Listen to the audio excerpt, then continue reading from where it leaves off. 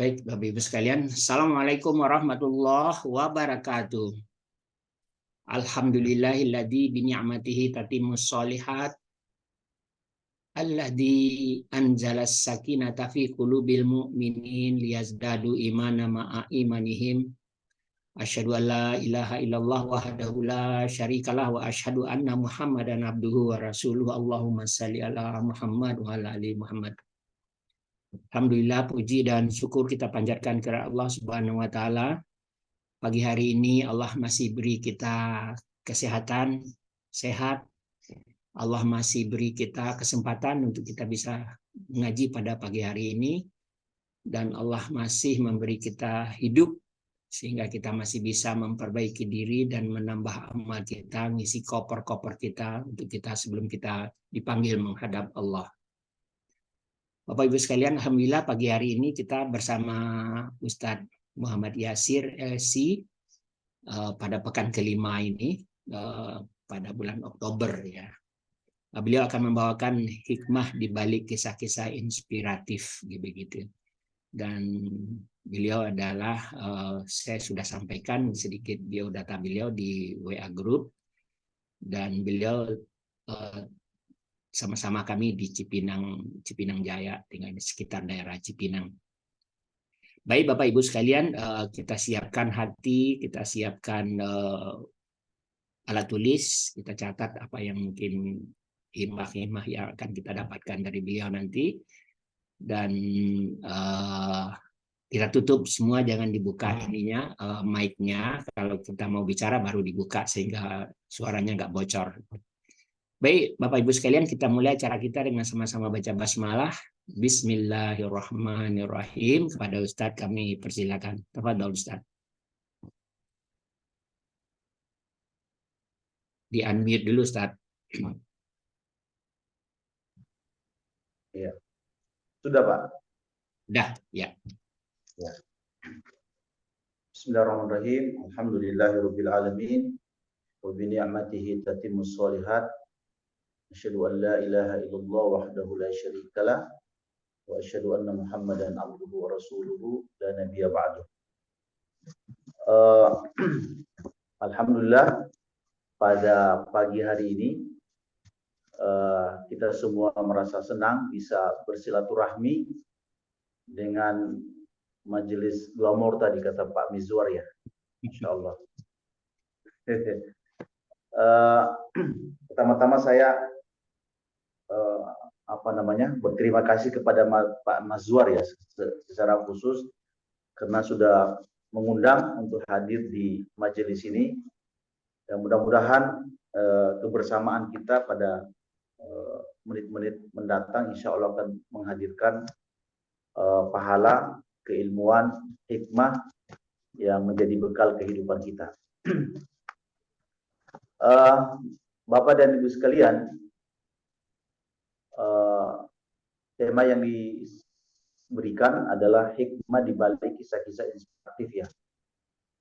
Alhamdulillah saya menulis beberapa buku yang sebenarnya banyak berisi tentang cerita-cerita ya, cerita-cerita Islami, baik itu cerita Al-Quran, cerita Sunnah Nabawiyah, cerita Sirah Nabawiyah, juga cerita-cerita para ulama ya, dan orang-orang arif terdahulu yang kita bisa banyak mengambil kisah ya. Nah, salah satunya misalnya ini tentang kehebatan usia tua ya, atau kelebihan keistimewaan usia tua. Misalnya disebutkan dalam hadis Imam Ibnu Majah, suatu waktu ada dua laki-laki yang datang kepada Nabi Shallallahu Alaihi Wasallam. Ya, dua laki-laki ini ingin sebutlah berjuang ya dengan kafilah dakwah Nabi Shallallahu Alaihi Wasallam. Yang satunya karena rajin ikut berjihad lah, sebutlah seperti itu. Dia kemudian meninggal duluan. Ya. Sementara yang satunya ini ikut juga berperang, tapi ditakdirkan oleh Allah Subhanahu wa taala berumur panjang, ya. Dia berumur panjang sampai kemudian dia menua. Tolha bin Ubaidillah yang meriwayatkan hadis ini datang kepada Nabi Shallallahu Alaihi Wasallam. Dia berkata, ya Rasul, semalam saya bermimpi. Saya melihat laki-laki yang meninggal belakangan atau yang diberikan usia panjang lebih lama, itu duluan masuk surga. Duluan masuk surga daripada yang ikut berperang bersama Nabi tapi ditakdirkan usianya lebih dulu. Nabi balik bertanya kepada Tolha bin Ubaidillah, ya. Beliau mengatakan, min ayyi dzalika ta'jabun? Wahai Tolha bin Ubaidillah, apa engkau merasa heran dengan itu? Maksudnya herannya di bagian mana? Kata Tolha, ya Rasul, kan yang seperti yang kita pahami bahwa seorang syahid, seorang mujahid itu kan melejit derajatnya di akhirat kalau dia mati sebagai seorang sebagai seorang mujahid. Tapi kok yang saya lihat yang wafat belakangan ini, yang usianya lebih panjang ini, kok justru dipersilahkan masuk surga. Ya. Kata Nabi Shallallahu Alaihi Wasallam, "Alaisa qad makatha ba'dahu sanatan." Bukankah orang yang meninggal lebih lama itu, ya, itu memiliki lebih banyak kelebihan, lebih banyak ibadah, lebih banyak stok-stok amal yang tidak dimiliki oleh orang yang meninggal terlebih dahulu. Ya. Dia punya ibadah sholat lebih lama, punya zikir lebih lama, punya waktu mengaji lebih lama, punya waktu senyum, punya waktu membangun keluarga, punya waktu mendidik, punya segala macam kebaikan itu bisa dilakukan yang tidak bisa dilakukan oleh orang-orang yang meninggal terlebih dahulu. Tentu kita tidak sebut bahwa sahabat-sahabat kita yang meninggal terlebih dahulu adalah orang-orang buruk, tidak. Tapi hadis ini ingin memberikan kabar gembira kepada teman-teman, kepada sahabat-sahabat yang diberikan umur lebih panjang. Ya, bahwa Allah sedang menyayangi mereka dengan memberikan waktu yang lebih banyak untuk berbuat kebaikan, ya. Dan di grup Glamour ini saya kira makna ini bisa kita tangkap, ya. Mudah-mudahan dengan usia yang lebih panjang ini, itu artinya Allah lebih sayang kepada kita untuk memberikan kesempatan beramal lebih lama, ya. Nah, karena itu sebagian sahabat dulu seperti Ali bin Abi Thalib pernah berkata, "Ma yasurruni mitu tiflan." Saya tidak ingin saya mati dalam keadaan muda. Saya tidak ingin. Saya ingin mati ketika betul-betul sudah saya di masa tua. Karena di masa tua itu adalah kesempatan bagi saya untuk mengenal Rob saya. Di waktu anak-anak, waktu remaja, waktu muda, tidak ada kesempatan untuk mengenal hakikat dunia. Tidak ada waktu untuk punya kesempatan mengaji yang lebih intens dari seperti ini, ya. Nah, saya kira ini menjadi berita gembira pertama, ya, kepada kita yang diberikan usia lebih lama oleh Allah Subhanahu wa taala. Bapak-bapak sekalian, suatu waktu ada seorang khalifah, ya, namanya Sulaiman Abdul Malik, salah seorang raja dari Daulah Abbasiyah, bertemu dengan seorang laki-laki tua di masjid, ya. Beliau berkata, "Wahai Syekh, apakah lebih suka kematian atau suka usia tua yang seperti ini?" Kata dia, "Saya lebih suka dengan usia tua. Karena di waktu tua itu saya kemana saya bisa membaca Alhamdulillah. Saya bisa bangun dari duduk, saya baca Alhamdulillah. Saya bisa berbaring, saya bisa baca Alhamdulillah. Saya bisa makan, walaupun makannya sederhana, saya bisa mengucap Alhamdulillah. Di mana semua itu saya tidak bisa lakukan ketika saya masih muda. Muda saya banyak waktu keluyuran.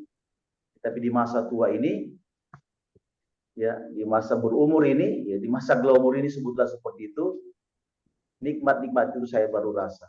Ya, ada juga seorang orang soleh, ya, namanya Abu Shuraih.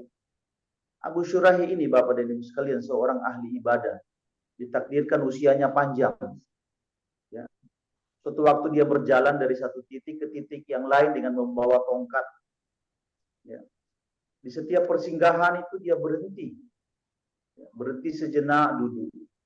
Berjalan lagi sebentar, duduk lagi. Di suatu persinggahan dia kemudian menangis.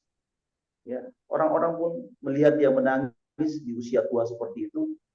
Dia berkata, wahai Syekh, atau dikatakan kepadanya, wahai Syekh, kenapa Anda menangis? Dia berkata, tafakkartu fi dhihabi umri wa qillati amali wa iqtirabu ajali. Kenapa saya tidak menangis padahal saya selalu memikirkan setiap hari usia saya semakin habis, ya. Dalam waktu yang bersamaan amal-amal saya masih sedikit, sementara ajal saya semakin mendekat. Ya. Nah, dari sini kita bisa memahami Bapak dan Ibu sekalian yang ada di majelis ini, Nabi Shallallahu Alaihi Wasallam pernah menyampaikan bahwa salah satu orang terbaik di dunia itu adalah man tola umruhu wa hasuna amaluhu. Orang yang panjang usianya diikuti oleh amal-amal yang baik. Itu orang terbaik, ya. Itu dibalik, ya. Kata Nabi Shallallahu Alaihi Wasallam, orang yang paling buruk di dunia itu adalah orang yang usianya panjang tapi diikuti oleh amal-amal yang buruk. Ya. Dan ada orang tuh semakin berumur, arah hidupnya semakin tidak jelas. Ya. Semakin berumur, kemaksiatannya semakin banyak. Semakin berumur, pembangkangan. Itu orang-orang yang melakukan kejahatan di Palestina itu. Itu orang-orang yang sudah berumur sebenarnya. Mereka bukan lagi anak-anak. Ya. Nah, dengan umur-umur seperti itu mereka tidak bisa mengembalikan mereka kepada makna manusia. Dulu Bapak dan Ibu sekalian, orang-orang berkata orang yang sudah berumur itu, ya, insya Allah mendekati makna kemanusiaan yang sempurna. Ya. Orang-orang yang sudah berumur itu mendekati makna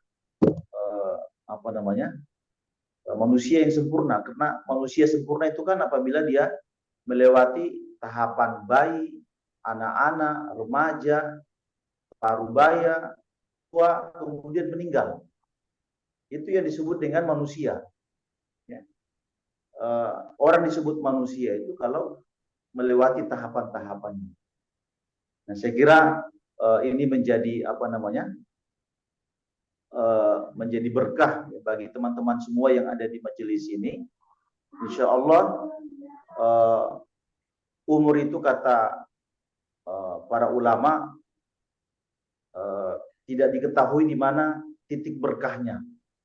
Seperti hujan, yang hujan itu kita tidak pernah tahu di mana berkahnya. Atau seperti kita makan nasi, nasi itu kita tidak pernah tahu berkahnya. Nah, umur itu, ya, boleh jadi dia baik di masa anak-anak, baik di masa pemuda, tapi rata-rata apabila seorang muslim, insya Allah umur itu akan berkah di usia tua. Nah, ini saya kira kisah pertama, ya, yang saya sampaikan sekaligus memberikan kabar gembira kepada teman-teman yang ada di majelis ini bahwa sadarilah Allah sedang menyayangi kita dengan memberi usia yang usia yang panjang seperti ini. Mudah-mudahan sehat terus. Yang kedua, kisah yang saya sampaikan Bapak dan Ibu sekalian, ya, sekaligus masih ada kaitannya dengan berita gembira bahwa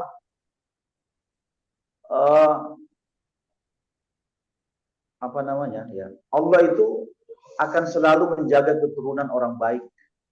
Ya. Mudah-mudahan Bapak Ibu semua punya anak, punya cucu, Allah selalu jaga mereka. Ya. Anak-anak yang mati, meninggal di Palestina itu insya Allah orang-orang tua mereka juga orang-orang soleh. Ya. Nah, ada satu cerita menarik di dalam Quran. Betapa keturunan anak-anak orang soleh itu akan selalu dijaga oleh Allah Subhanahu wa Ta'ala. Bapak dan Ibu misalnya baca di surat Al-Kahfi, ya. Saya penggal misalnya cerita tentang Musa dan Khidir, ya. Suatu waktu Nabi Musa alaihissalam dan Khidir, ya, seorang laki-laki soleh itu berjalan kan. Salah satu perjalanannya itu kan bertemu dengan sebuah kampung. Di kampung itu mereka ditolak untuk diberi jamuan. Ya, orang-orang tidak suka atau tidak memberikan jamuan kepada Musa dan Khidir. Ya. Tapi kemudian Khidir itu menemukan, atau Musa dan Khidir menemukan sebuah dinding yang hendak yang bengkok gitu ya, miring. Ya. Kemudian diluruskan.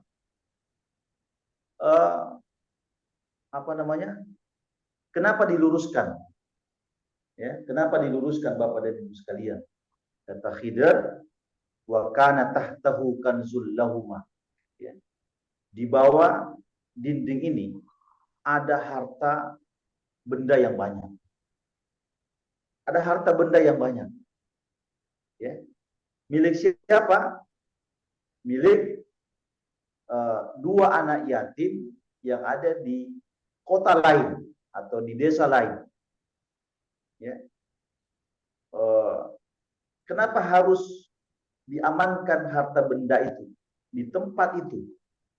Allah Subhanahu wa taala memberikan jawabannya setelah kita melanjutkan ayat itu. Dia berkata, wa kana abuhuma solihah. Ya, harta ini dijaga, anak yatim itu juga dijaga karena kedua orang tuanya adalah orang-orang soleh.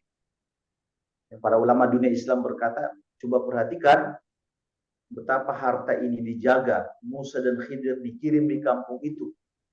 Ya, dijaga terus oleh Allah demi anak-anak yang tinggal di kota lain. Bahkan sebagian ulama tafsir berkata, anak-anak yang ada di kota lain itu adalah keturunan ketujuh. Ya, keturunan ketujuh Bapak dan Ibu sekalian. Jadi dengan cerita ini, ya, di cerita Al-Quran ini, ya, kita berhusnuzon kepada Allah Subhanahu Wa Taala. Anak-anak, cucu yang kita tinggalkan, insya Allah mereka akan jaga semua. Ya, umur kita tidak lama, usia biologis kita tidak akan terbendung, jalan terus ya. Tapi mudah-mudahan Allah Subhanahu Wa Taala menjaga semua anak-anak dan keturunan kita. Kisah ketiga Bapak dan Ibu sekalian, kisah ini ya sebenarnya tema utamanya adalah jangan pernah khawatir ya, karena engkau tidak akan mati sebelum rezekimu disempurnakan. Ya. Seorang manusia tidak akan mati sebelum rezekinya Allah sempurnakan semuanya. Ya. Jikalau misalnya seseorang ditakdirkan di muka bumi ini hidup akan memakan misalnya 500 atau berapa ya, 200 karung beras, ya, maka pada biji-biji terakhir itu ya, dia tidak diizinkan untuk wafat, untuk meninggal dunia sebelum dia memakan semuanya. Ya. Kata Nabi Shallallahu Alaihi Wasallam, lan tamuta nafsun hatta tastawfi rizqaha. Seorang jiwa tidak akan meninggal sebelum rezekinya semua diselesaikan. Nah, ada satu kisah yang diceritakan oleh Syekh Shalih Al-Maghamsi, ya, salah seorang ulama dari Medina, Masjid Kuba, bercerita suatu waktu ada seorang Badui, ya, Badui Arab yang jalan di sebuah perkampungan Arab.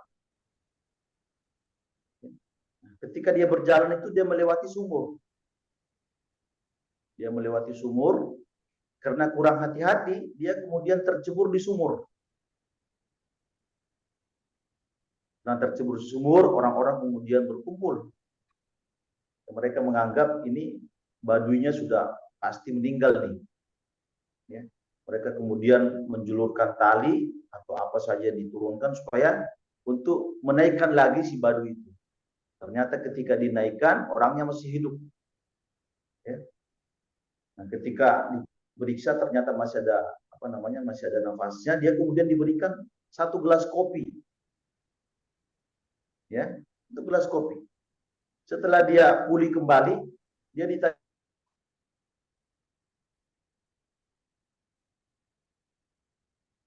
Suaranya putus, Ustadz. ditanya-tanya, wah, halo, Ya, ya, udah. oke, sampai di mana tadi supaya saya bisa nyambung, Pak? Dia naik ke atas masih hidup. Minum kopi, minum Oke, kopi. oke. Dia diberi kopi, ya. Setelah diberi kopi dan dia merasa pulih, dia ditanya-tanya oleh orang-orang yang menyelamatkan dia, kenapa, wahai Badui, kenapa Anda bisa jatuh ke sumur? Padahal sumurnya kan jelas, semua orang yang berjalan bisa mengetahui itu sumur. Nah, sang Badui ini kemudian dia berusaha bangun kembali, mempraktekkan. Dia berkata, sebenarnya saya berjalan, ya, di sekitar sumur itu ada kayu-kayu rapuh yang saya pegang karena kurang hati-hati dan tidak kuat, saya kemudian tercebur. Nah, ketika dia mempraktekkan itu, dia jatuh untuk kedua kalinya. Jadi si Badui itu jatuh untuk kedua kalinya, dan jatuh kedua kalinya ini dia betul-betul mati. Ya, dia betul-betul mati. Ya. Coba perhatikan jalan ceritanya atau kisah ini. Ya. Seakan-akan dia selamat dari sumur itu, untuk yang pertama itu hanya ingin menghabiskan kopinya. Hanya ingin menghabiskan kopinya. Karena ada 1 gelas kopi yang dia tidak habiskan rezekinya. Ya. Baru kemudian dia diizinkan meninggal dunia. Nah, ini tentang logika, satu akidah yang harus kita sadari bahwa insya Allah ya, semua kita tidak akan meninggal dunia sebelum rezeki kita disempurnakan oleh Allah Subhanahu wa taala. Nah, ini sekaligus pelajaran nih kepada kita semua, kalau minum teh, kalau minum kopi, ya, sesekali hadirkan perasaan jangan-jangan itu sudah kopi terakhir. Ya. Jangan-jangan itu kopi terakhir yang kita minum, ya. Nah, Bapak dan Ibu sekalian, kita sebagai seorang mukmin harus menghadirkan perasaan-perasaan seperti ini supaya kita bisa lebih tenang di dalam menjalani hidup ini. Kata Imam Al-Ghazali bahwa rezeki itu akan lebih lincah mendatangi kita daripada kita yang mendatangi rezeki itu. Ya. Kalau misalnya ada ikan teri, ya, yang sedang berenang di Papua hari ini, kalau misalnya ditakdirkan akan dimakan oleh siapa? Ya, saya sebutkan siapa, Mazwar, ya. Ya, insya Allah ikan teri itu akan lari ke pedagang, dijumkan kemudian dibawa ke Sumatera ke sini sampai di Jakarta. Ikan teri itu akan gelisah sebelum dia dimakan oleh Pak Mazwar. Jadi kelincahan rezeki yang sudah ditakdirkan oleh kita itu akan lebih hebat mengejar kita daripada kita yang mengejar rezeki. Yang penting ada usaha. Nah, saya kira ini yang membuat kita bisa jadi lebih tenang bahwa kita tidak akan meninggalkan dunia ini sebelum semua jatah kita habiskan. Ya. Nah, Bapak dan Ibu sekalian yang dimuliakan Allah Subhanahu wa taala. Saya berpindah-pindah aja ya dari satu kisah ke kisah, karena insya Allah satu kisah itu masing-masing memiliki cerita-ceritanya.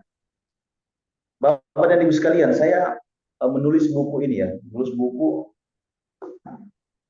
Jangan Mati Sebelum Berprasangka Baik kepada Allah Subhanahu wa taala. Saya mau mau cerita beberapa kisah yang disampaikan di buku ini tentang sesekali kita di masa berumur seperti ini perlu mengkhawatirkan jangan-jangan ada amal-amal kita yang ditolak oleh Allah Subhanahu wa taala. Ya. Walaupun memang kita dalam hidup ini sebagai seorang muslim kan harus ada rojaknya, harus ada berharapnya yang tinggi, apalagi usia-usia kita seperti ini, rojaknya harus lebih besar. Tapi juga jangan lupa bahwa perlu juga kita khawatir sesekali, jangan-jangan selama kita hidup ini ada amal-amal yang ditolak oleh Allah Subhanahu wa taala padahal kita sudah menganggapnya baik. Ya. Nah, ada satu kisah Bapak dan Ibu sekalian, seorang tabi'in yang bernama siapa namanya, atau As-Sa'ib, ya, salah seorang tabi'in, ya, di bawah kelasnya para sahabat. Atau bin Sa'ib ini terkenal sebagai seorang penjahit, ya, sebagai seorang penjahit. Suatu waktu eh, ketika dia selesai menjahit, dia bawa jahitannya ini ke temannya untuk dijual. Ketika sampai di sana, ketika diambil barangnya, setuju diambil, pada waktu yang lain ternyata jahitannya itu dikembalikan kepada Sa'id, ya, kepada tabi'in tadi. Ya. Sang pembeli berkata, wahai sahabatku, jahitan ini saya harus kembalikan karena saya merasa ada cacatnya. Ya, ada beberapa jahitan yang harus Anda sempurnakan. Ya. Padahal Sa'ib itu merasa, atau tabi'in itu merasa kan dijahit dengan sudah sangat sempurna, dengan sudah sangat teliti. Ketika mendengar seperti itu, tabi ini kemudian menangis. Ya. Ditanya, wahai sahabatku, kenapa engkau menangis? Kalau engkau merasa harganya kurang, saya akan tambah. Dia berkata, saya menangis bukan karena itu. Ya, saya menangis karena saya membayangkan di hadapan Allah Subhanahu wa taala, selama di dunia ini kita sudah beramal, kita sudah mengaji, kita sudah memberikan yang terbaik untuk diri kita, kita sudah sangat teliti. Ya, seperti halnya kita teliti, saya teliti memberikan baju ini kepada Anda, tapi ternyata di mata Allah Subhanahu wa taala amal-amal seperti itu ditolak. Ya. Nah, karena itu Bapak dan Ibu sekalian, di dalam Al-Qur'an itu ada satu ayat yang paling menggelisahkan orang-orang beriman. Itu surat Al-Furqan ayat 23, ya. Allah Subhanahu wa taala berfirman, wa qadimna ila ma amilu min amalin faj'alnahu haba'an mantsura. Pada hari itu, ya, kata Allah, manusia datang kepada kami dengan membawa amal-amal mereka, tapi kami jadikan amal-amal itu semua seperti amal yang berterbangan, ya. Nah, ini tentu menghadirkan kekhawatiran kepada kita. Perlu khawatir, jangan-jangan amal-amal saya tidak diterima. Tapi di sisi yang lain, Bapak dan Ibu sekalian, kita juga harus menghadirkan roja, berharap yang tinggi sekali, ya. Karena salah satu roja itu sifat para nabi. Allah Subhanahu wa taala berfirman, yad'unana raghaban wa rahaban. Para nabi itu berdoa kepada kami dengan penuh harap. Para nabi, ya, berharap dengan berdoa dengan penuh harap. Misalnya cerita tentang tentang berprasangka baik, ya, tentang berprasangka baik.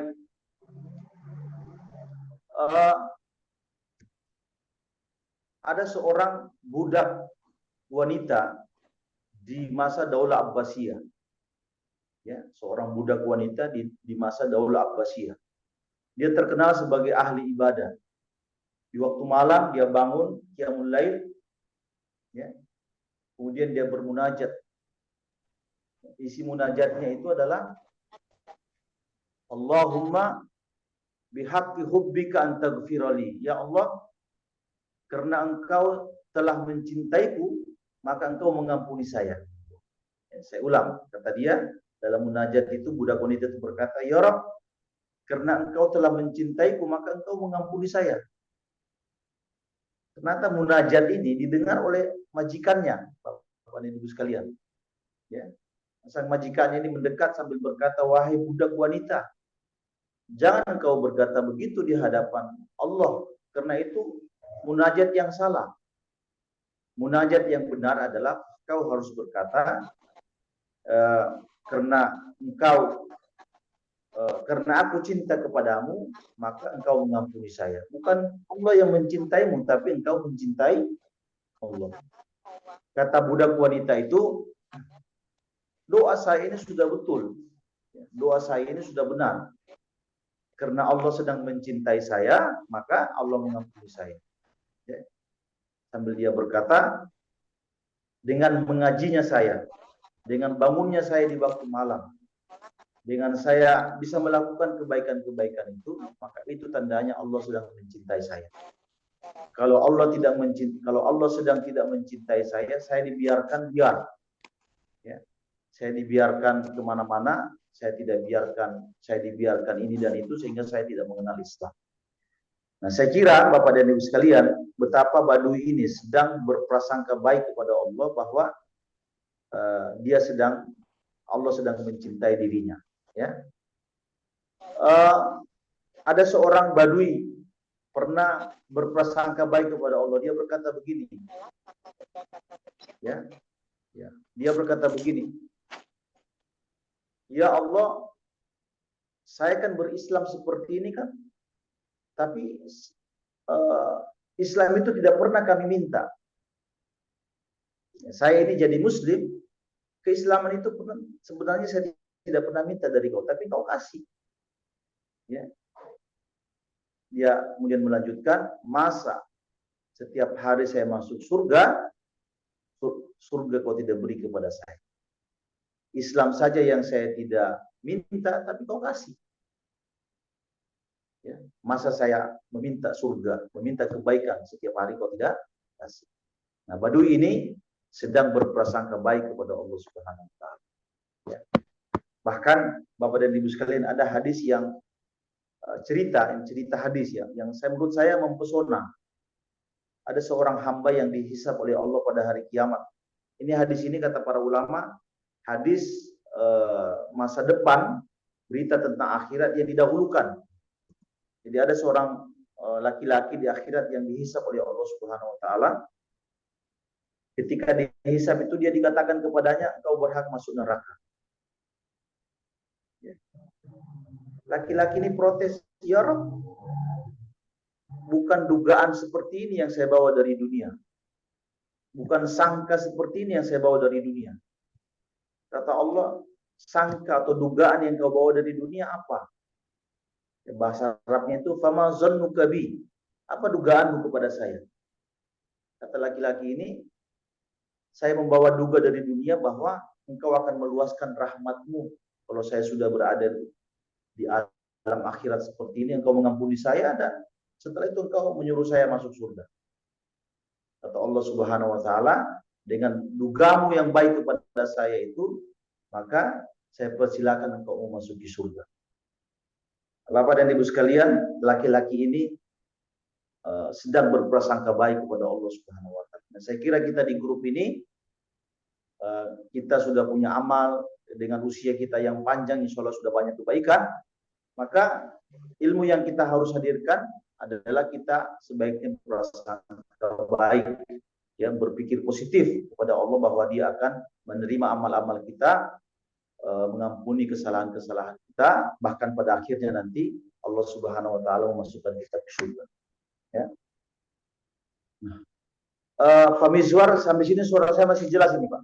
Di sini bagus, Pak Ustaz. Ya. Saya merasa saya ngomong sendiri, jadi saya merasa sendiri nih. Saya ya biasanya berhadapan dengan kita nyimak semua, Ustaz. Benar ya? Nah, Bapak Ibu sekalian, jamaah Glomor yang saya hormati ya. Ada satu tugas besar kita di dunia ini. Yang pertama adalah pandai membuat kenangan. Ya. Ini kita punya teman-teman di sini kan, usahakan kalau kita bertemu, bersilaturahmi, selalu buat kenang-kenangan. Ya. Karena kenang-kenangan itulah nanti yang akan kita ingat setelah sahabat-sahabat kita sudah tidak ada. Ya. Bahkan ada satu ilmu Al-Quran yang menarik. Ya. Salah satu doa Nabi Ibrahim itu, dia meminta supaya dikasih usia kenangan. Ya, misalnya dalam surat Asy-Syu'ara Nabi berdoa, waj'alli lisana sidqin fil akhir. Ya Rabb, kalau aku meninggal, jadikan aku menjadi tutur kata yang indah bagi orang-orang sesudahku. Perhatikan Bapak-Bapak sekalian, doa Nabi Ibrahim, kalau saya meninggal, kalau saya wafat, jadikan saya sebagai tutur kata atau pembicaraan yang baik bagi orang-orang sesudah saya. Itu kan artinya dia minta supaya diberi usia kenangan yang baik. Ya. Bapak dan Ibu sekalian, saya sering membaca ya, orang-orang soleh terdahulu itu berusaha untuk meninggalkan kenang-kenangan yang indah atau jejak-jejak baik untuk dirinya. Ya. Contoh misalnya ya, contoh.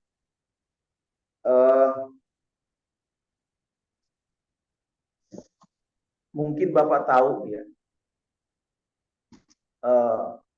ada buku kecil namanya Iqra.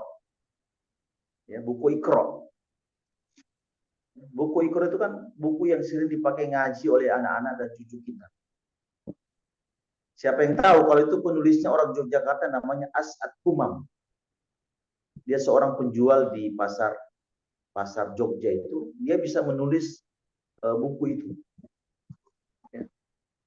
Nah, ketika beliau ini sudah meninggal sudah beberapa tahun yang lalu. Tapi saya merasa bahwa setiap anak-anak yang hari ini bisa pandai mengaji, ya, itu beliau itu mendapatkan pahala. Beliau mendapatkan pahala, padahal Iqra itu kan cuma menyusun alif ba ta sa sampai Iqra 6 kan.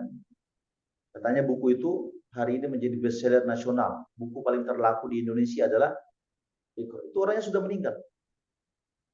Perhatikan baik-baik, dari sini kita bisa belajar bahwa orang yang hebat itu nafasnya boleh berhenti, tapi kebaikannya tidak boleh berhenti. Nah, orang hebat itu sekali lagi adalah nafas ini boleh berhenti, tapi kebaikan-kebaikan itu tidak boleh berhenti. Nah, kebaikan-kebaikan yang selalu dirasakan oleh orang lain itu namanya kenang-kenangan. Ya, saya yakin Bapak dan Ibu sekalian, grup ini ya, sudah sering ada canda, ada tawa, ada serius, ada cerita-cerita. Ya, jadikan itu sebagai kenang-kenangan. Mungkin ada sahabat-sahabat di sini ya yang mungkin sudah duluan lebih dahulu dipanggil Allah Subhanahu wa taala. Saya kira yang menjadi hebat dari dia adalah kita pernah mengenal cerita-cerita yang indah tentang dia. Ya. Nah, jadikan kenang-kenangan itu sebagai kenangan-kenangan yang indah. Kata para ulama dahulu, mereka berkata azikriyatu umsani. Kenangan-kenangan yang indah itu menjadi umur kedua seseorang. Ya, menjadi umur kedua seseorang. Jadi kalau bertemu itu jangan terlalu serius. Ya. Kasih cerita, kasih hikmah, kasih ilmu, kasih canda, berikan hadiah, berikan ini dan berikan itu.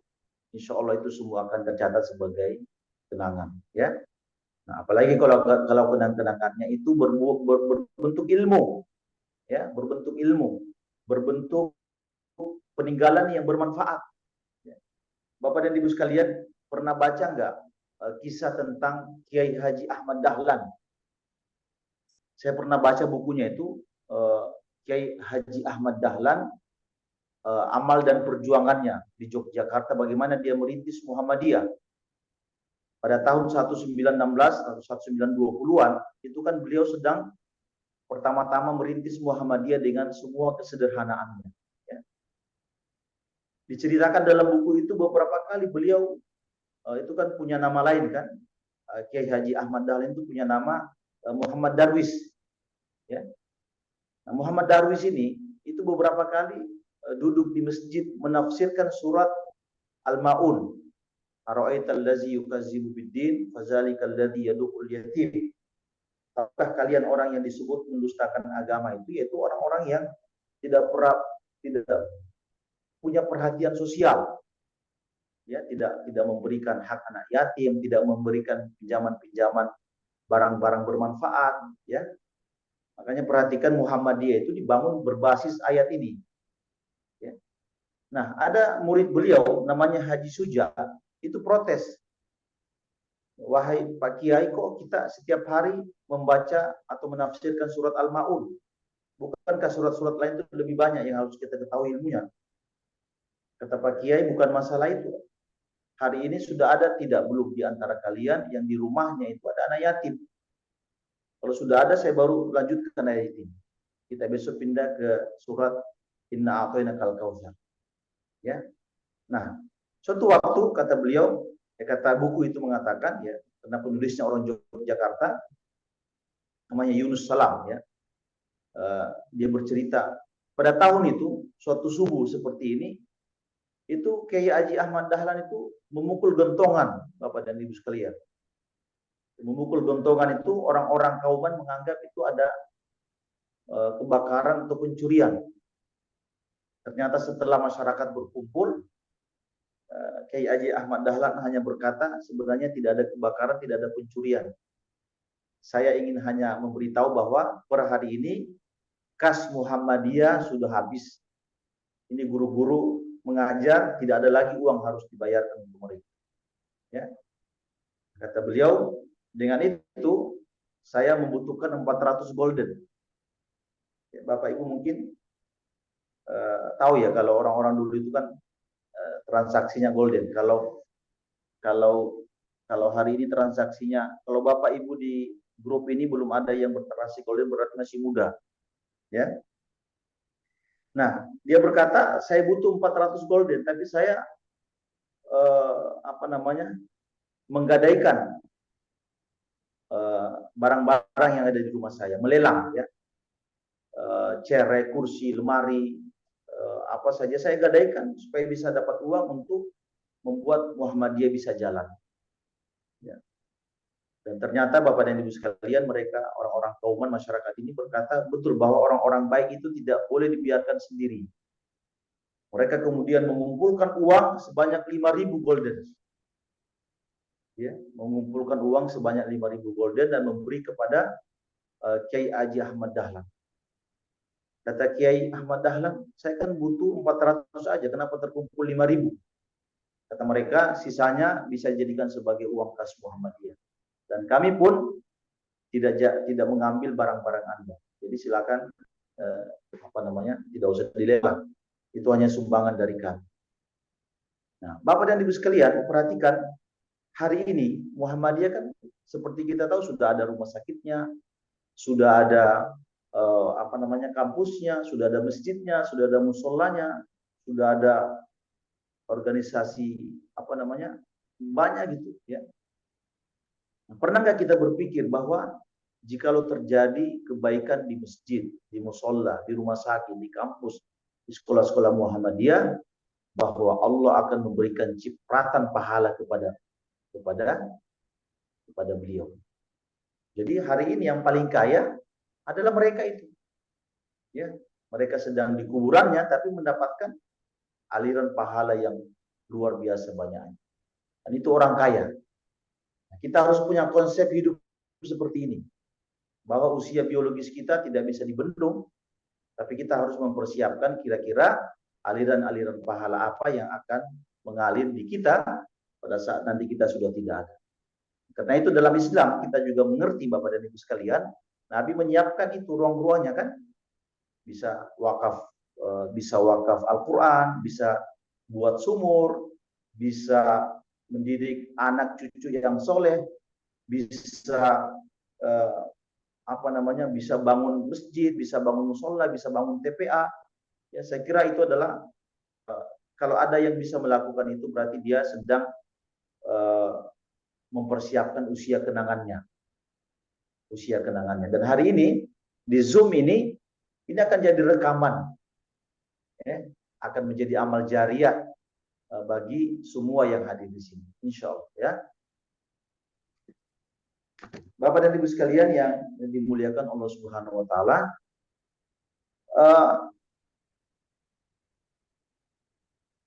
ya, saya mau cerita terus ini Pak Mazwar ya. Silakan. Saya mau cerita terus ya.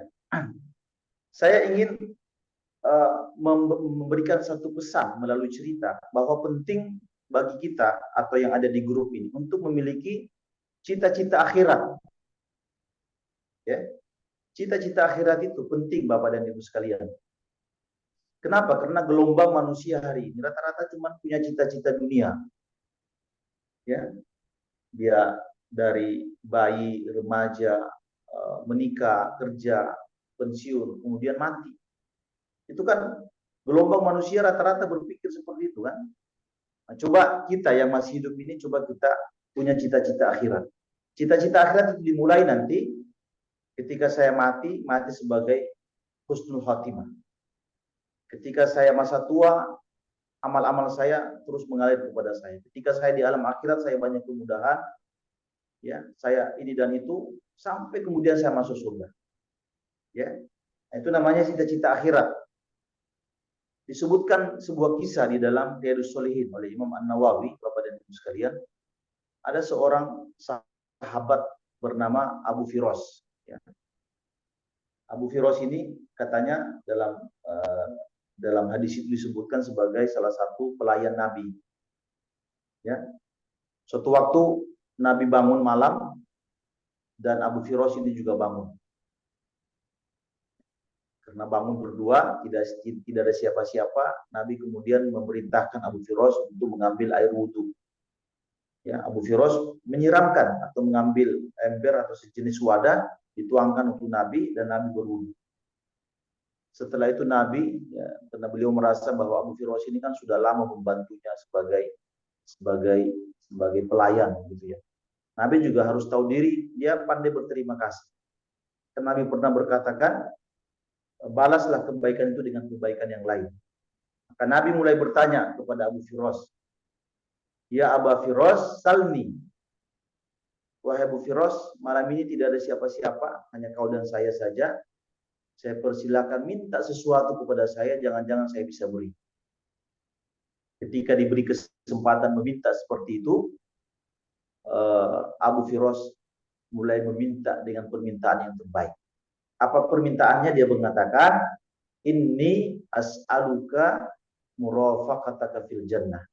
Ya Rasul, kalau saya nanti sudah meninggal dunia, ya, saya berharap saya menjadi pendampingmu di surga.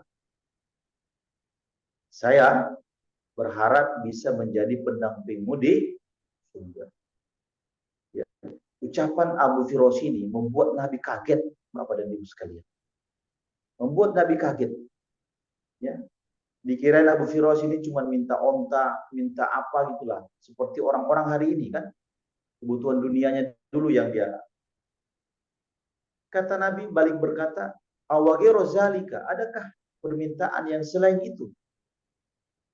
Ya, ada tidak permintaan yang selain itu? Ya, minta yang lain ya. Kata Abu Firas, huwa zaka ya Rasulullah. Tidak. Saya hanya minta itu. Saya nanti kalau kita di akhirat bersama, kita bisa menjadi tetangga seperti halnya kita di dunia. Ya. Nabi kemudian berkata, Bapak dan Ibu sekalian, a'inni ala nafsika bikathratis sujud. Wahai Abu Firas, kalau engkau ingin menjadi pendampingku di surga, maka satu hal yang harus kau pastikan di dunia, bahwa engkau memperbanyak sujud kepada Allah Subhanahu. Ya, memperbanyak sujud itu artinya simbol dari ketaatan, simbol dari banyak sholat, simbol dari banyak mengaji dan seterusnya. Ya. Nah, Bapak dan Ibu sekalian, perawi-perawi hadis mengatakan, itu kan yang meninggal terlebih dahulu kan Nabi kan, karena memang Nabi usianya lebih tua daripada Abu Firas ini. Tapi para sahabat berkata, setelah Nabi meninggal dunia, setiap kali kami bertemu dengan laki-laki ini, Abu Firas ini, waktu-waktunya banyak dipakai dalam hal-hal kebaikan. Ya, waktu-waktunya banyak dipakai untuk sujud kepada Allah Subhanahu wa taala karena dia sudah terlanjur berjanji. Ya, sudah terlanjur berjanji dia akan menjadi pendamping Nabi Shallallahu alaihi wasallam. Nah, ini yang kita sebut dengan cita-cita akhirat. Cita-cita akhirat ya. Bercita-citalah seperti itu. Ya. Nah, orang kalau sudah bercita-cita biasanya bertenaga. Bertenaga dia akan melakukan itu. Ya, insya Allah dan pemazwar dan teman-teman ini insya Allah semua punya cita-cita akhirat. Ya, dengan cita-cita akhirat ini menjadi panduan bahwa kita akan bertenaga, kita akan terus mengaji, kita akan terus bersama sampai Allah kemudian memanggil kita. Bapak dan Ibu sekalian, saya pernah baca sebuah kisah di Arab Saudi. Ya. Itu ada seorang perempuan tua. Dia ini suatu waktu pergi ke sebuah pondok tahfiz, pondok menghafal Quran. Dia istilahnya menyerahkan dirinya kepada guru tahfiz supaya ingin ikut menghafal Quran bersama anak muda. Ya. Kata santri yang lain ya berkata, wahai ibu, katanya, sudahlah Anda di rumah saja, Anda urus ini saja, tidak usah ikut-ikutan menghafal. Ini untuk kerjaan anak muda. Kata dia, tidak, saya harus menghafal karena ini bagian dari cita-cita saya. Singkat cerita Bapak dan Ibu sekalian, perempuan ini kemudian ikut di dalam pondok tahfiz itu dan dia ikut menghafal Al-Quran. Kata Syekh Aid Al-Qarni yang menulis cerita ini dalam bukunya, dan akhirnya saya bertemu dengan bahagia, ya bahasa Arabnya itu wa akhiran iktasabtus sa'adah. Itu berkata perempuan itu hari ini sudah menghafal Al-Quran 30 juz. Dan sampai hari ini sudah menjadi wirid hariannya. Ya, itu mengalahkan anak muda yang lain. Kalau anak muda itu kan banyak waktu untuk foya-foya, banyak waktu untuk nongkrong-nongkrong. Dia tidak. Ya, dia sudah menjadi hafalannya. Nah, apa yang membuat dia bertenaga seperti itu? Saya kira dia punya cita-cita akhirat. Ya, punya cita-cita akhirat. Saya mengenal beberapa karyawan, Bapak dan Ibu sekalian, karyawan ya. Saya beberapa kali bertemu dengan mereka. Mereka berkata begini, ini saya semenjak dari pensiun, mulai hari ini saya tidak boleh ketinggalan sholat berjamaah. Ya, itu tekad yang dia pasang. Beberapa kali saya ketemu betul. Mulai saat di hari dia pensiun, dia kemudian rajin ke masjid, rajin lagi mengaji, rajin bersilaturahmi, memperbaiki yang kurang-kurang dalam hidupnya. Berusaha menyelesaikan hidup ini dengan benar. Itu tugas berat. Ya. Jadi menyelesaikan hidup dengan benar itu tugas yang pekerjaan yang berat. Makanya dia lakukan. Tapi saya lihat dia bertenaga terus karena dia punya cita-cita tadi. Ya. Beberapa karyawan juga saya lihat walaupun dia sibuk di kantor misalnya, dia di kampungnya ada TPA. Saya punya teman itu, saya kenal sebagai karyawan, tapi beberapa kali dia beli buku dari saya. Saya tanya kenapa Pak? Ini dia bilang ini perpustakaan pribadi saya atau TPA yang saya sudah bangun di kampung, di Padang. Ini buku-buku saya beli supaya anak-anak di sana itu bisa beli buku. Itu TPA saya pribadi. Saya bilang hebat sekali Bapak. Seorang karyawan biasa tapi punya cita-cita akhirat. Nah, ini yang mahal, ya. Gelombang manusia hari ini rata-rata berpikir tentang bagaimana dia merebut kekuasaan, bagaimana dia menjabat posisi itu, bagaimana dia menzolimi yang ini yang itu. Tidak ada pikiran-pikiran akhirat. Nah, saya kira majelis ini adalah majelis yang hebat yang mengarahkan kita bagaimana kita punya tujuan hidup yang hebat. Ya. Nah, Bapak dan Ibu sekalian yang dimuliakan Allah Subhanahu wa taala, ini sekitar 6 menit lagi Pak Mazwar. Ya, silakan Ustaz. Oke, ya, saya sudah siapkan 24 cerita Pak Mazwar. 24 cerita ya, tentu banyak sekali kan. Nah, saya pilih yang bagus-bagus saja ya. Nah, ini kisah nyata saja.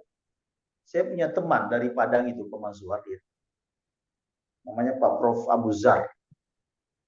Abu Zar ya, namanya Pak Prof Abu Zar. Dia hari ini sudah pensiun. Dia pernah tinggal di Jeddah, pernah tinggal di Inggris ya. Tapi sekarang saya kalau ketemu dia suka balik ke kampung istrinya di Palembang. Ya. Setiap seminggu sekali dia pulang ke Palembang, ikut ke Palembang. Ya. Saya tanya Pak, kapan kita ngaji? Bapak ini sering pulang ke Palembang, dikit-dikit pulang. Dia bilang saya sekarang sudah bukan lagi ke Jeddah, bukan lagi ke Amerika. Saya rindu pulang kampung karena saya di sana sedang buat musola. Ya, buat musola, buat masa tua saya. Saya dengan istri ya kecil-kecilan membuat itu. Ya. Nah, dia kasih saya pelajaran. Dia bilang, Pak Ustadz nanti kalau kalau ketemu jamaah ceritakan ini, jadi inspirasi mereka. Kenapa kita ini harus memiliki kerinduan pulang kampung, dan kampung orang-orang beriman itu kan di akhirat sebenarnya kan. Kita harus hadirkan kerinduan, ya, karena kita harus pasang di sana itu sesuatu.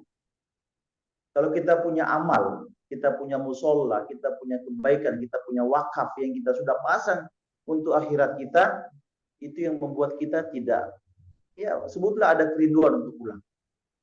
Orang yang takut pulang ke Allah itu adalah orang-orang yang tidak punya apa-apa sebenarnya. Ya kan? Orang yang tidak punya apa-apa. Dia mengatakan perjalanan saya ke Palembang itu jadi indah. Saya keluarin mobil, menyeberang pakai kapal feri, semuanya indah. Ya. Nah, perlu kita tahu Bapak dan Ibu sekalian, kita di dunia ini sebenarnya beberapa kali kita belajar pulang. Ya. Setiap hari ini kita belajar pulang. Kita kalau ke pasar pasti tidak ada yang nginap di pasar kan, pasti ingin pulang. Kalau kita berkantor seperti dulu, pasti waktunya kita harus pulang. Kalau kita pulang ke kampung halaman, ke Jakarta, saya kira masyarakat di grup ini kan masyarakat perantau nih, ya. Pasti punya kampung kan. Di Jakarta kan walaupun selama-lamanya di Jakarta ada rindu untuk pulang ke kampung masing-masing. Nah, perlu kita sadari bahwa ini semua adalah kepulangan-kepulangan kecil di dunia.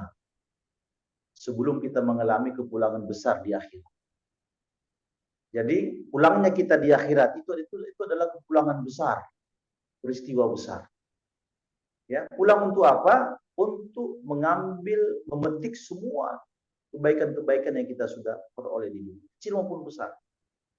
Ya, kalau saya, Pak Mazwar dan teman-teman semua pulang, insya Allah akan pulang mengambil pahala sholat saya, mengambil pahala dakwah saya, mengambil pahala saya mendidik anak, ya, mengambil ini dan itu pulang namanya, pulang ke kampung halaman. Nah, karena itu bahasa mati itu Bapak dan Ibu sekalian Allah bahasakan dengan pulang, ya kan? Innalillahi wa inna ilaihi rajiun. Saya berasal dari Allah dan kepadanya saya akan pulang. Ya kan? Dalam ayat lain misalnya Allah berfirman, wattaqu yauman turja'un, ya. Hati-hati, siap-siap dengan waktu kepulangan. Nah, ketika kita pulang kepada Allah itu adalah kepulangan kita yang sesungguhnya. Tapi di dunia ini kalau berkunjung sama teman ke masjid kemana saja, ketika Anda pulang hadirkan perasaan. Ini saya sedang belajar pulang. Ya, saya sedang belajar pulang untuk kemudian pulang yang sebenarnya.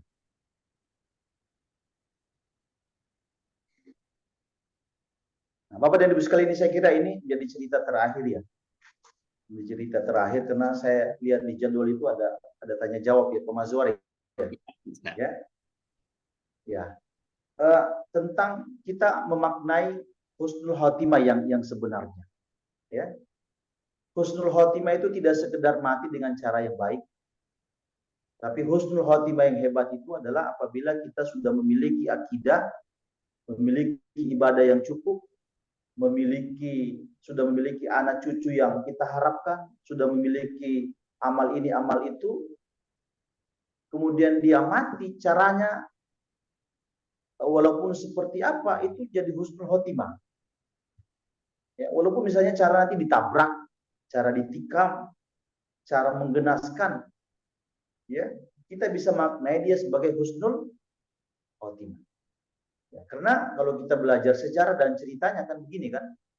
Saya mau kasih satu cerita bagaimana kita meluruskan pemahaman tentang husnul khotimah. Itu dalam kitab sejarah disebutkan ada seorang khalifah sekaligus sahabat namanya Umar bin Khattab radhiyallahu anhu. Umar bin Khattab radhiyallahu anhu ini Bapak dan Ibu sekalian ditakdirkan oleh Allah mati dalam keadaan ditikam pada waktu sholat subuh.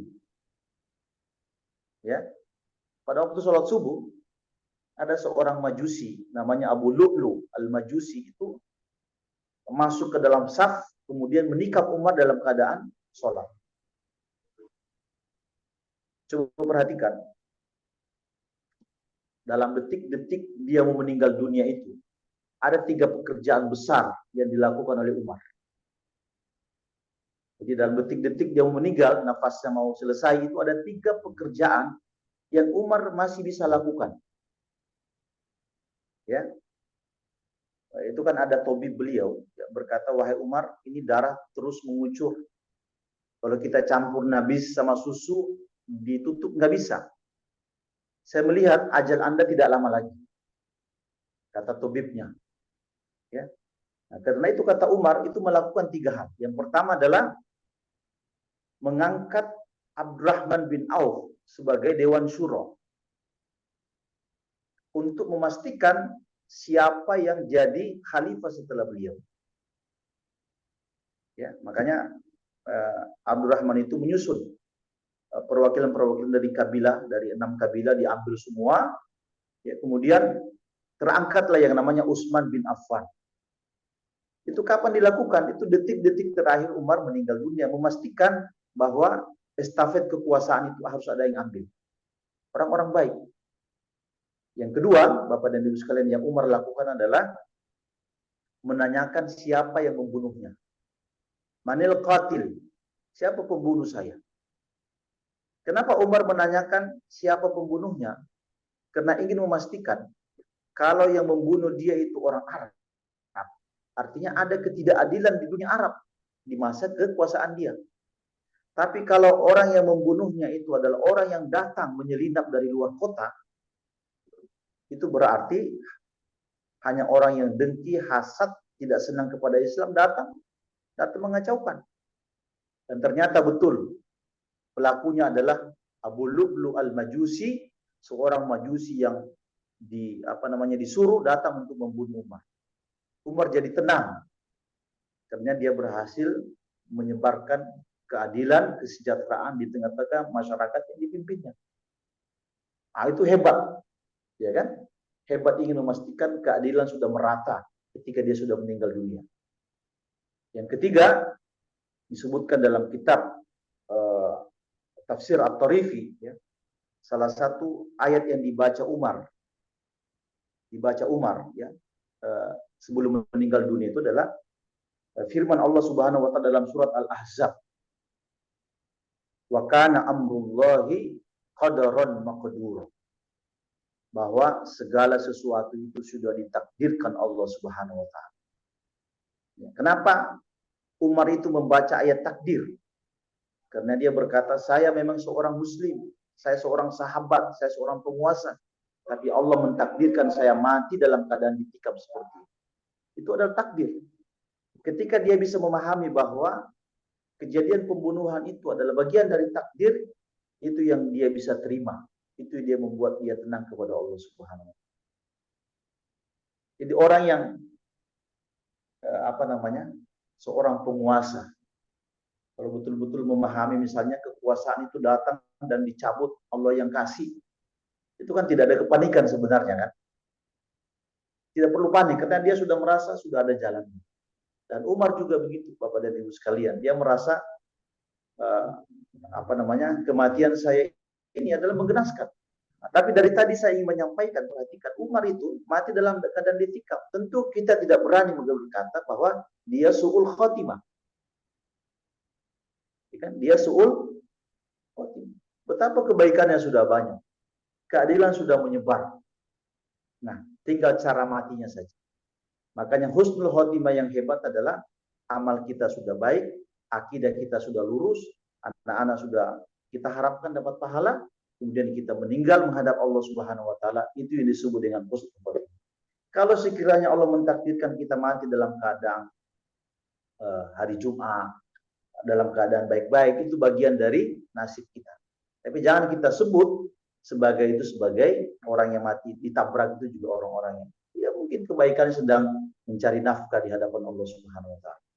Nah, ini sudah jam 6:30 ini Pak Mazwar, saya tadi pegang tulisan bahwa dikasih kesempatan untuk berdiskusi tentang hal-hal yang kita sampaikan. Sebenarnya masih sangat banyak Pak, saya sudah sampaikan siapkan 24 tapi ini mengalir saja ya Pak Maswar ini. Ya, nanti Ada dengan 16 ya. pertanyaan barangkali bisa. Iya, iya. Iya. Baik, terima kasih banyak Ustadz atas pencerahan pagi ini berupa kisah-kisah yang inspiratif. Baik Bapak Ibu sekalian, ada yang mau ditanyakan silakan. Pak Akib, silakan Pak Akib. Ya. Bismillahirrahmanirrahim. Assalamualaikum warahmatullahi wabarakatuh. Pak Mas dan Bapak Ibu sekalian, Pak Ustadz Muhammad Yasir, barangkali masih ingat kita sering bertemu. Masya Allah. Masya Allah. Iya, iya. Habis sholat subuh, kita sambil makan gorengan di belakang Masjid Syuhada. Masya Allah, ya. Saya selalu terngiang-ngiang dengan kisah-kisah antum yang sangat inspiratif dan bermanfaat sekali, Pak Ustadz. Ini bagaimana kita bisa mensyukuri nikmat umur tadi yang pertama. Jadi kita yang dikasih Allah anugerah panjang usia ini benar-benar suatu kelebihan sebenarnya dibandingkan yang berumur pendek. Karena di situ ada peluang kita untuk banyak memperbaiki diri, ada kesempatan kita untuk bertobat, ada kesempatan kita untuk mungkin mulai ngisi koper lebih banyak ini istilah Pak Mas. jadi jangan sampai dikasih nikmat umur. Saya terus terang merasakan memang sekarang ini jauh dibanding saat muda itu merenungi tentang hakikat kehidupan yang diberikan Allah. Kita nanti pasti akan pulang kampung. Dan terima kasih Pak Ustadz pencerahannya, Pak Ustadz Yasir. Kisah tentang husnul khotimah ini ternyata luar biasa ya. Jadi tidak kita lihat ini kematian hanya dengan cara dia mati, tapi sebetulnya suatu hal yang komprehensif dengan apa yang sudah dilakukan dalam perjuangan atau apa yang sudah dilakukan sepanjang kehidupan dia ya Pak Ustadz ya. Jadi memang kita kepengen semua husnul khotimah dan banyak-banyak beramal, semakin memperbaiki akidah, tauhid kita, kemudian semakin khusyuk, semakin ikhlas dan semakin bermanfaat. Kalau Pak Mas dan teman-teman itu katanya semakin bermanfaat, semakin untuk ikut memberikan kepada teman-teman yang lain. Jadi Ustadz Yasir, apakah kegiatan yang pagi itu masih jalan Pak Ustadz Yasir? Di mana di Syuhada? Syuhada. Jadi kita terhenti waktu COVID itu. COVID.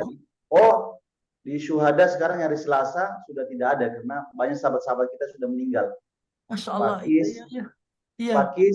Pak Kis sudah meninggal, Pak Dokter sudah meninggal. Iya, Pak Marioto sudah meninggal. Iya. Pak Andi sudah meninggal. Pak Andi? Iya, sudah meninggal semua. Masya Allah, innalillahi wa inna ilaihi raji'un. Sudah banyak sekali yang meninggal. Iya, Pak. Karena sudah tidak ada yang ini, kita pindah ke hari Sabtu pagi, Pak. Oh, Sabtu pagi. Saya juga merasa sedih karena ya terus terang saya itu jadi teman-teman saya berdiskusi. Sekarang sudah pada tidak ada semua. Pak Kis dan istrinya pun sudah meninggal. Pak Kis sudah meninggal, innalillahi wa inna ilaihi. Dan istrinya pun. Iya. Mereka meninggal itu selisihnya seminggu, sepekan. Masya Allah, tabarakallah. Iya. Bapak posisi di mana sekarang, Pak? Saya sejak pindah ke Pulau Mas, Pak. Jadi sejak dari waktu itu kan tinggal di TBS tuh di samping Jalan Layur. Saya ke Syuhada, tapi setelah di Pulau Mas akhirnya kegiatan di Pulau Mas, jadi jarang-jarang ke Syuhada. Ya begitu Pak. Saya sekarang ya Sabtu pagi saya Zoom juga dengan teman-teman. Sabtu pagi. Jazakallah khair Pak Ustadz. Ya Pak. Terima kasih. Assalamualaikum warahmatullahi wabarakatuh. Baik, silakan langsung aja Ustadz. Ya kalau saya kira betul ya, kita salah satu nikmat yang kita harus banggakan. Karena begini Pak, kalau kita tidak bisa mensyukuri semua nikmat, ada bagian-bagian nikmat yang harus bisa kita syukuri. Ya, kalau mungkin di masa muda lalu kita jarang bersyukur, ya, maka di masa tua ini kita ganti, kita bisa bersyukur. Ya, kenapa misalnya Allah menyebut Nuh itu sebagai abdan syakuro, innahu kana abdan syakuro. Nuh itu hamba kami yang pandai bersyukur. Padahal ulama tafsir menyebutkan Nuh itu salah satu kebiasaannya kalau selesai makan, baca alhamdulillah, minum, alhamdulillah, bisa berjalan ke sana, alhamdulillah. Tapi Allah sebut sebagai hamba yang pandai bersyukur. Tidak semuanya nikmat bisa disyukuri. karena itu berat. Nah, kita ini di masa tua ada satu nikmat yang kita bisa syukuri, Allah memberi kita masa-masa tua seperti ini.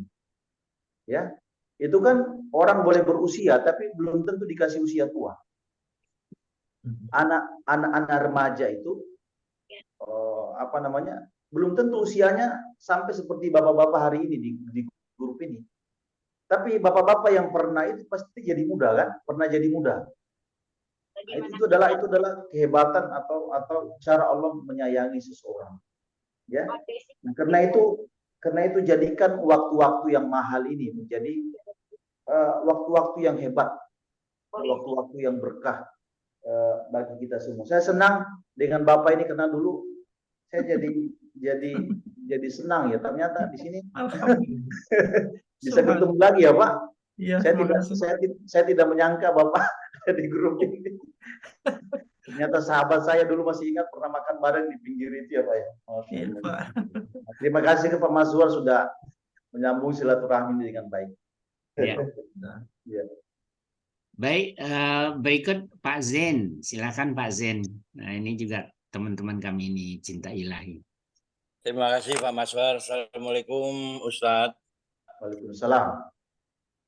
Di awal ceramah tadi kan Ustadz menceritakan tentang mimpi-mimpi para sahabat. Nah, sejauh mana pertanyaan saya itu mimpi-mimpi sahabat ini bisa dipakai untuk takwilnya, maksud saya itu bisa dipakai untuk patokan atau pegangan kita, sehingga kita bisa mencontohnya atau memanfaatkan mimpi-mimpi tersebut, karena seperti diketahui pengurus Husnul Khotimah ini kurang lebih waktu COVID kemarin itu dalam 1 bulan 6 orang sudah meninggal. Almarhum Pak Abdul, almarhum Dr. Hardiman, almarhum Pak Twijol, almarhum Pak Amin. Dan beberapa malam yang lalu itu saya didatangi ataupun diimpikan bertemu mereka itu pada semacam makan-makan bersama begitulah. Jadi takwilnya ini gimana nih? Apakah mereka mau jemput saya atau gimana ini?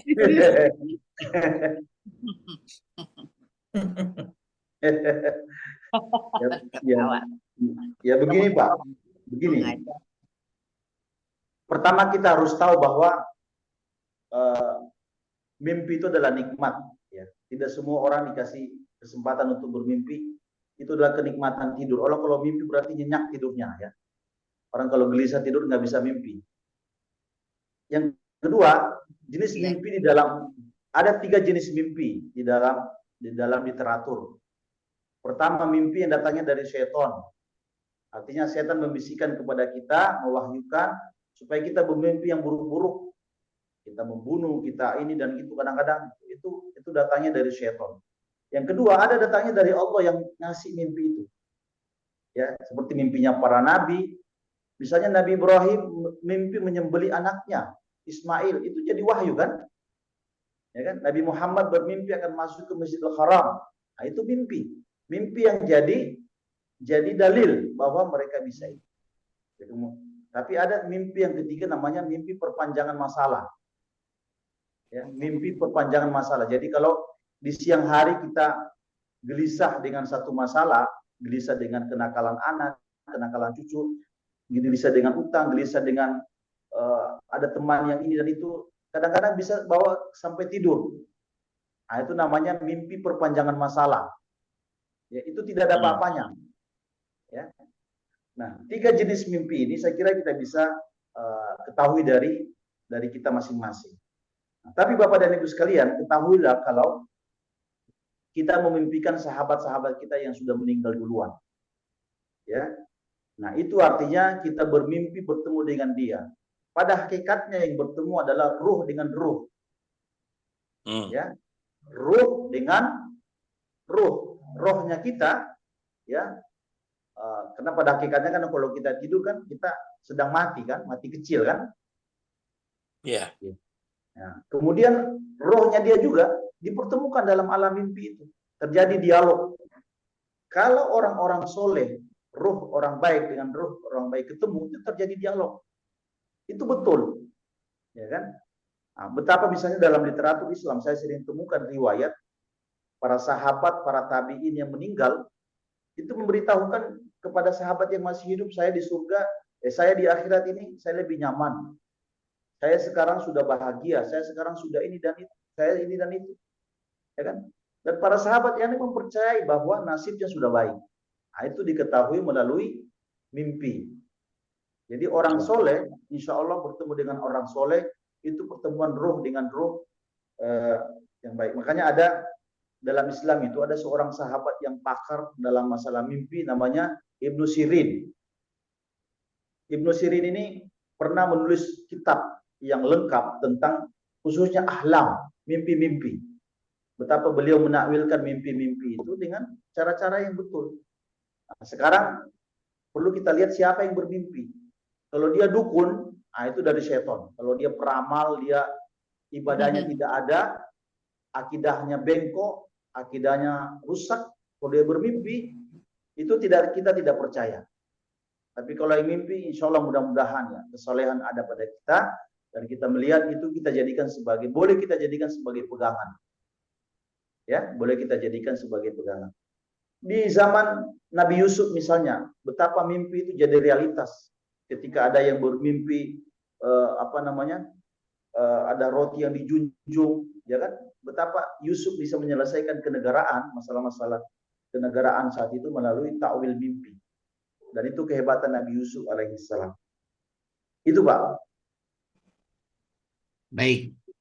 Ya. Terima kasih, Ustaz.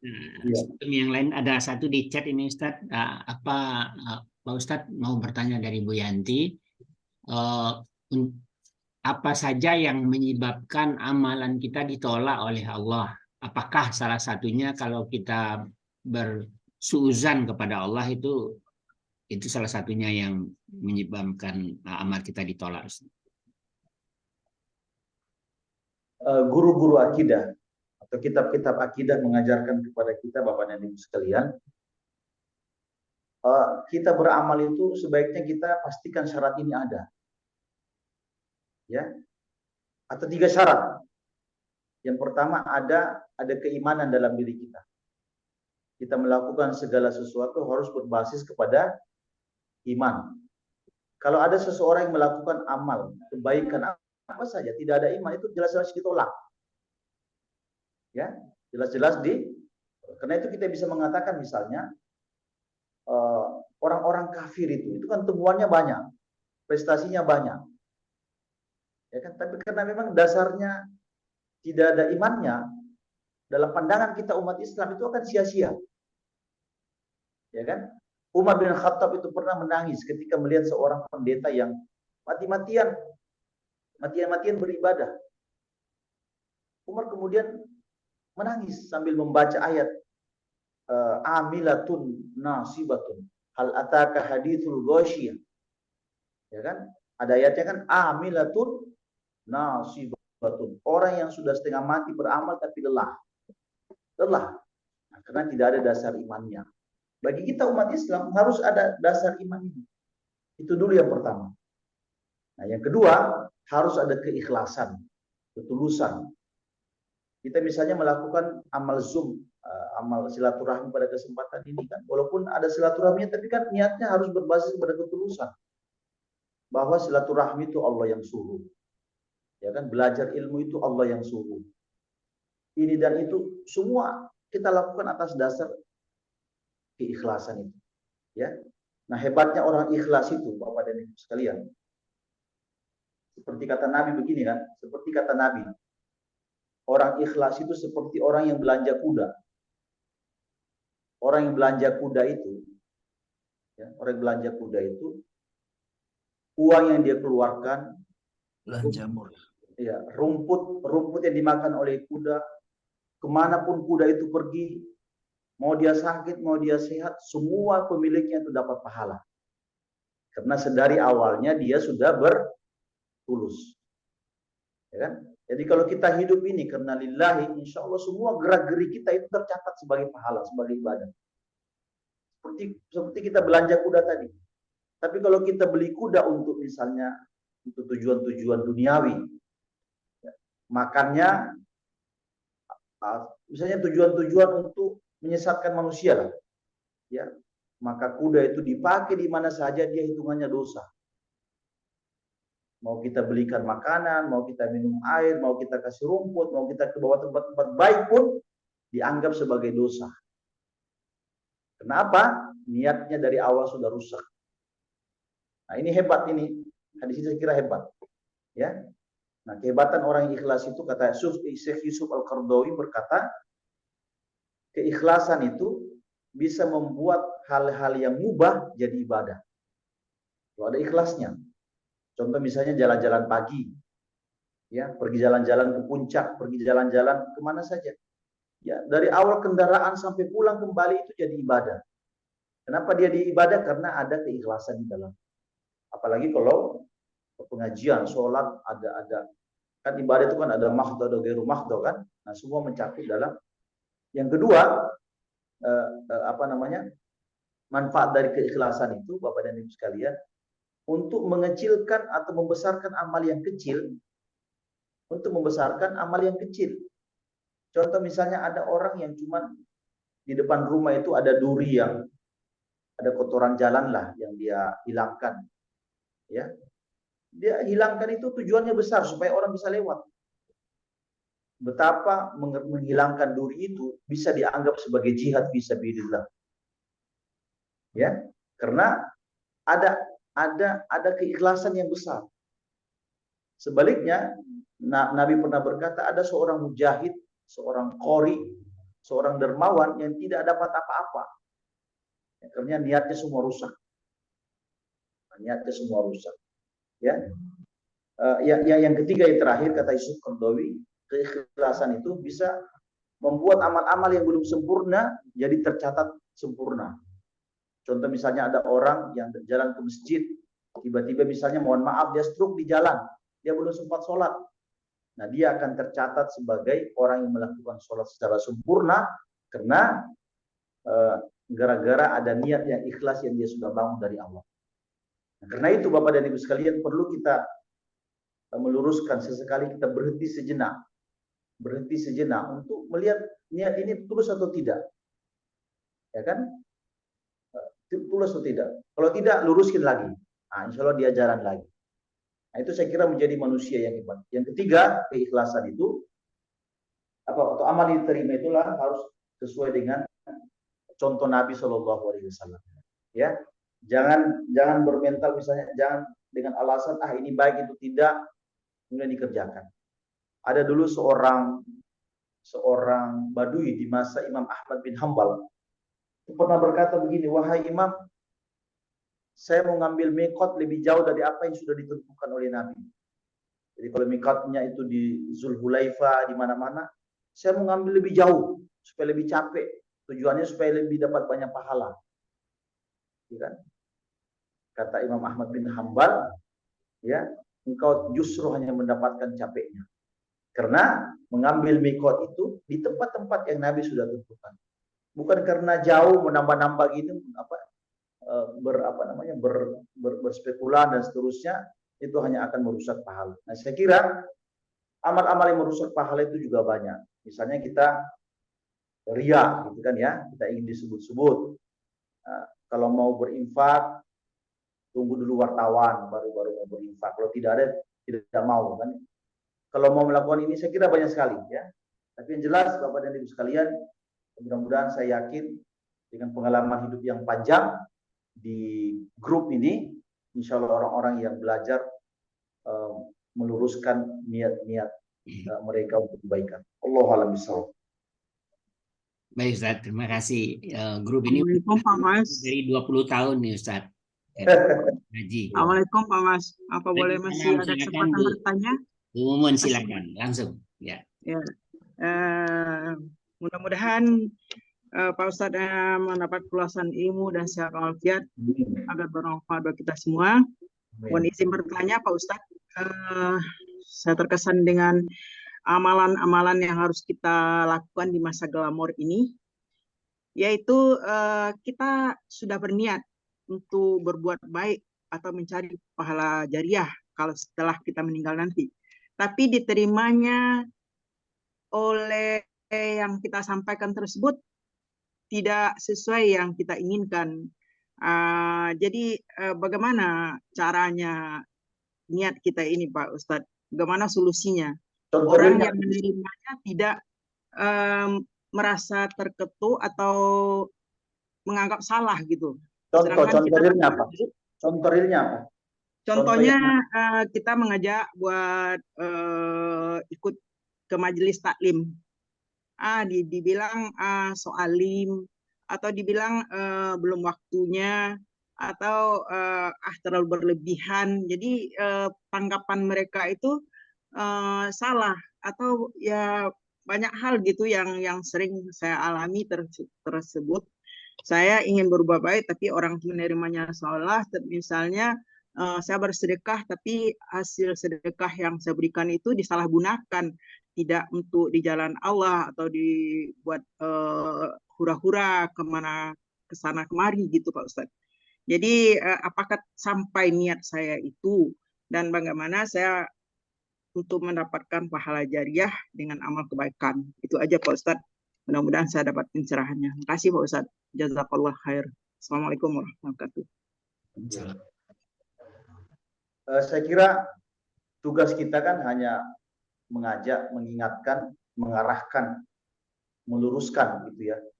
Selebihnya orang tidak berubah atau tidak apa itu bukan tujuan kita. Kita dapat pahala atas apa yang kita lakukan ya. Saya kira itu sudah terjadi di masa-masa Nabi juga, mereka tidak ada unsur pemaksaan ya. Tapi di kemudian hari dia berubah, itu jadi pahala kita yang tertunda ya. Nah, saya karena ini pemazmuran bab-bab cerita dan hikmahnya, saya mau cerita satu kisah untuk Bu Mumun ya, bisa jadikan sebagai pelajaran. Makasih. Itu ada ini hadisnya hadis sahih ya. Ada seorang laki-laki yang keluar di malam hari, Bapak dan Ibu sekalian. Ketika dikeluar di malam hari, dia kemudian memberikan infak kepada seorang wanita dengan uangnya. Niatnya tulus, dia ingin membantu wanita itu supaya bisa hidup. Ternyata esok hari diceritakan bahwa wanita yang Anda kasih itu adalah seorang perempuan yang tidak baik. Bahasa-bahasa tegasnya itu seorang pelacur. Kemudian dia menyesal, ya Allah saya sudah kasih infak saya ke orang yang salah ternyata. Gitu. Dia jalan lagi terus, ya, bertemu dengan seorang laki-laki, dia kasih, ya. Dia kasih lagi. Ternyata dia dapat berita bahwa laki-laki yang dia kasih itu adalah seorang dermawan, laki-laki kaya. Dia lagi ikut menyesal, ya Allah uang saya ternyata salah arah gitu kan, saya salah infak. Dia jalan lagi terus, dia kasih lagi kepada seorang laki-laki karena dia memang ingin berbuat baik ya, niatnya tulus. Dia kasih lagi seorang laki-laki, ternyata laki-laki itu esok hari dia dikasih cerita bahwa laki-laki yang dikasih itu seorang pencuri hebat. Seorang pencuri, pasti uangnya itu dipakai untuk ini dan itu, untuk menguatkan pencuriannya. Di mimpi itu, ya, dalam mimpi itu dia bermimpi, dikatakan bahwa semua yang Anda lakukan itu diganja sebagai sebuah pahala. Ya, itu kan yang salah kan perbuatan dia, tapi niat Anda tidak pernah salah. Ya, insyaallah. Niat Anda itu kan untuk memberi supaya ibu itu berhenti dari perbuatannya itu kan. Ya. Anda suruh ngaji dia kok, itu tidak salah. Cuma dianya menyikapi berbeda. Ya. Nah, karena itu Bapak dan Ibu sekalian, orang-orang seperti ini akan mendapatkan pahala sempurna. Jadi jangan berhenti, kita harus seperti air. Air itu kalau sudah tidak ketemu jalannya, dia cari sendiri. Ya, orang Islam itu kata Nabi tidak pernah berhenti, tidak pernah kenyang akan kebaikan. Jangan mentang-mentang ada begini, kemudian stop. Tidak, ngajak lagi terus. Ya, ngajak lagi terus. Karena itu ya, misalnya gini. Makanya kita baca dalam ayat itu faqad waqa'a ajruhu Allah. Pahalanya sudah dicatat oleh Allah Subhanahu wa taala. Ayat ini turun Bapak Ibu Mumun ya. Turun karena sebagian sahabat itu ada yang ikut perang. Ternyata di jalan itu dia sakit, tidak bisa melanjutkan perang. Kata Allah, pahalanya telah dicatat sempurna oleh Allah Subhanahu wa taala. Itu dalam surat An-Nisa. Jadi, saya kira dengan logika-logika seperti ini tidak usah berputus asa, ya. Tidak usah berputus. Memang kan kaidahnya setiap orang yang kita ajak itu tidak harus serta-merta harus ikut. Justru ketika mereka membuli, mengejek, menentang, saya kira itu bagian dari nikmatnya kita mengajak orang, ya. Saya kira itu, Pak. Ya, makasih Pak Ustadz. Kelihatannya sudah jam 7, Ustadz. Oh ya, Alhamdulillah, Masya Allah, luar biasa pagi hari ini. Ya. Baik Ustadz, Bapak Ibu sekalian, kita tutup acara kita pada pagi hari ini. Mohon kesediaan sedikit Ustadz untuk berdoa pada Allah. Mudah-mudahan kajian yang Ustadz sampaikan tadi dan kita semua dalam keberkahan dan lindungan dari Allah Subhanahu wa taala. Silakan Ustadz. Bismillahirrahmanirrahim. Alhamdulillahirabbil alamin. Hamdan yuwafi ni'amahu wa yukafi mazidah. Ya Rabbana lakal hamdu kama yanbaghi li jalali wajhika wa 'azimi sultanik. Allahumma aslih lana dinana alladhi huwa ismatu amrina. Ya Allah, baguskan agama kami karena Islam kami sebagai pelurus urusan-urusan kami. Allahumma aslih lana dunyana allati fiha ma'asyuna. Ya Allah, baguskan dunia kami karena di dunia itu tempat kami hidup. Wa aslih akhiratana allati ilaiha ma'aduna. Ya Allah, baguskan akhirat kami karena akhirat tempat kami kembali. Waj'alil hayata ziyadatan lana fi kulli khair. Jadikan dunia ini tempat kami berbuat sebanyak mungkin kebaikan untuk menjadi bekal-bekal kami. Waj'alil mauta rahatan lana min kulli syarr. Dan jadikan kematian kelak yang Kau takdirkan bagi kami tempat kami istirahat dari semua kelelahan-kelelahan kami. Rabbana ighfir lana wa liwalidina warhamhum kama rabbana shighara. Rabbana atina fid dunya hasanah wa fil akhirati hasanatan wa qina adzabannar. Allahumma ansuril ikhwanana fi Palestin. Allahumma a'izzal Islam wal muslimin wansur man nasara ad-din wakhzul man khazala al-muslimin. Rabbana atina fid dunya hasanah wa fil akhirati hasanatan wa qina adzabannar. Wa sallallahu ala nabiyyina Muhammadin wa ala alihi wa sahbihi wasallam. Subhana rabbika rabbil izzati amma yasifun. Salamun alal mursalin walhamdulillahi rabbil alamin. Alhamdulillah. Sekali lagi terima kasih Ustadz. Dan sama-sama Pak Mazwar, ya sudah diundang. Ya. Terima kasih. Kita tutup acara kita pada pagi hari ini dengan sama-sama baca hamdalah dan doa kafaratul majelis. Alhamdulillahirabbil alamin. Subhanakallahumma Subhanakallahumma wa bihamdika. astaghfiruka wa atubu ilaik. Assalamualaikum warahmatullahi wabarakatuh. Waalaikumsalam warahmatullahi wabarakatuh. Terima kasih Pak Mazwar. Terima kasih Pak Mazwar, Ibu Elvia. Terima kasih Bu Elvia, makasih Pak Mazwar. Ya, Masya Allah. Assalamualaikum. Waalaikumsalam. Terima kasih.